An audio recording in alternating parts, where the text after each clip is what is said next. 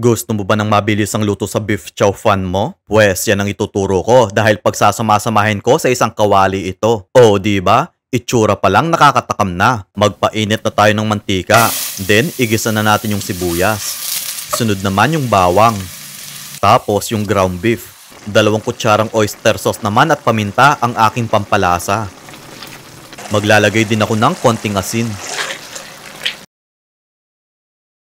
Strain muna natin para matanggal ang excess oil. Magbuhos tayo ng 2 kutsarang toyo, 2 kutsarang oyster sauce, at tubig. Heto magpapakulay sa ating kanin. So, hugasan muna natin yung bigas.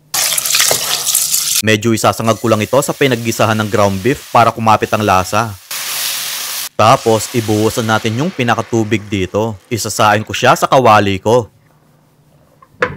Kapag malapit ng maluto, ibuhusan natin yung rice mix. Ito kasi ang magpapalasa sa ating kanin. Tapos, ipatong natin sa ibabaw yung ground beef. And then, yung siomay natin. Kaya kasabay na nitong maluluto yung ating kanin. Ilang minuto lang, luto na to. Ilagay muna natin sa plato para mahalo na yung kanin ko. Maglalagay nga pala ako ng onion leeks pampaganda. O, diba? Itsura pa lang masarap na. Tapos, malasang malasa. Ilagay na natin to sa ating bowl.